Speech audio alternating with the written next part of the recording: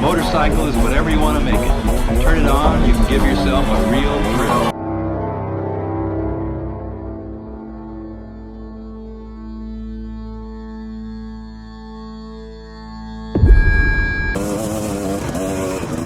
What's going on, guys? This is Carl of the RacerRed channel.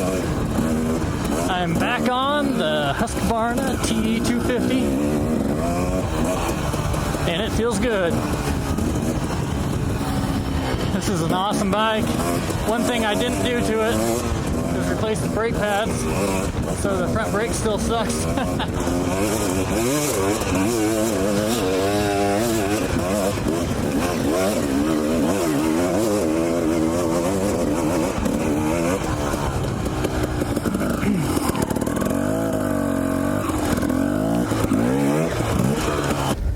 This is where I first rode this bike, and coming back down this, I picked up one of these boulders and smashed my exhaust, and my exhaust guard got here the day after that. I was really careful all day, and then just out of nowhere going down this, a rock just went thwack and just put a big old dent.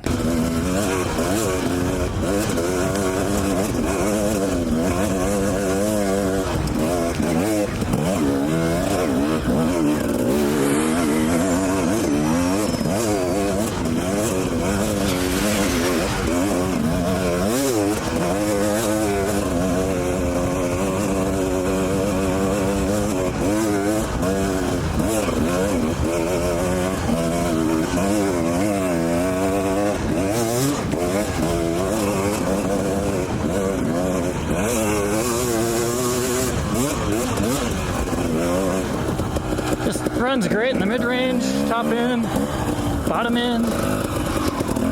Such a good bike. I'm glad to be on this bike again. It's awesome.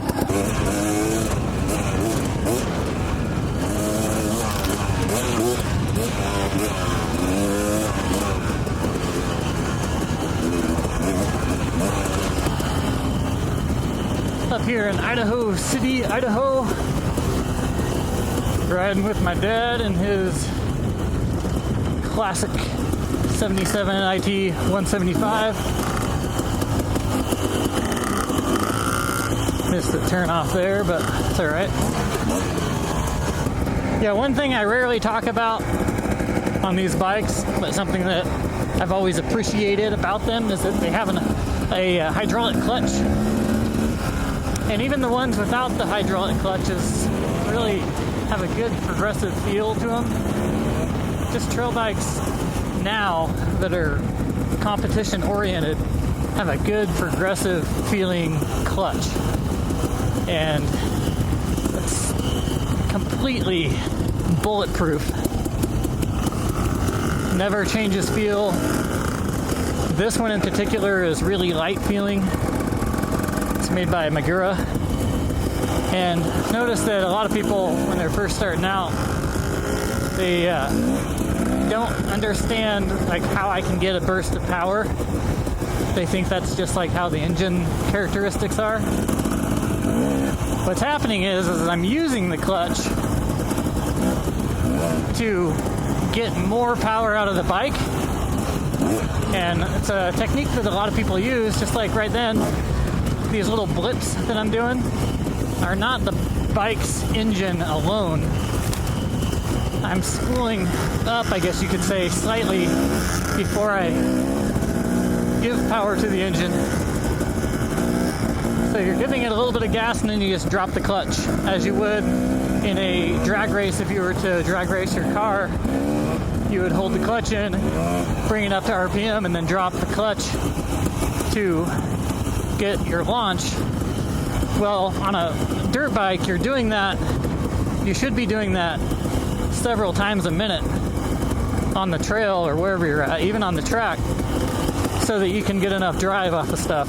The stadium whoop section here on the side of the trail, trying to keep the four-wheelers out. I don't think they want us here. They don't want four-wheelers here. Oh, yeah, there's a lot of people I've talked to that have been riding a short period of time, and they think that the bike just has a weird explosion of power. But that's actually not the case. The engine on these bikes is actually very linear. in power, so you can't just give it some gas and expect any horsepower to come out of it at any given time. You really have to work the clutch. Well, maybe I will run to a motorcycle shop before I go riding tomorrow and put a new front brake on this. So I kind of don't want to ride it tomorrow with a crappy front brake, because the front brake's like, it feels like drum brake power. If that. It's completely saturated in oil. So that's another thing, guys. If you ever replace your front forks, or your front fork seals, I should say, make sure you replace your brake pad, because it's probably been saturated in fork oil and there's no cleaning it. I completely clean these pads to try to regain some braking power, but it's just not going to happen.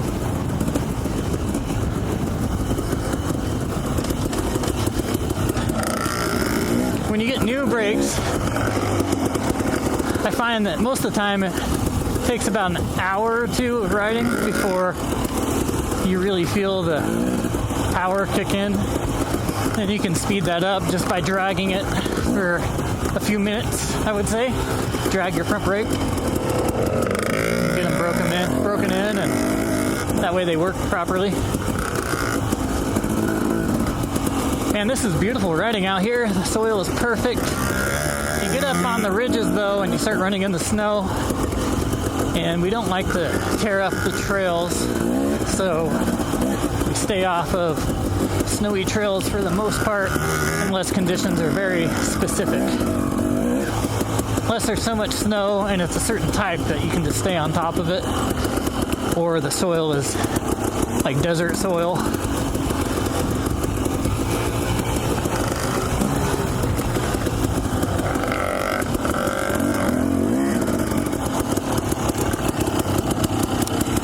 And this is the end of our ride. First time back on the Husqvarna TE250 in quite some time. It's nothing quite like the two-stroke smell and sound. Anyways, guys, I'll catch you on the next video, which will be coming up soon. Peace.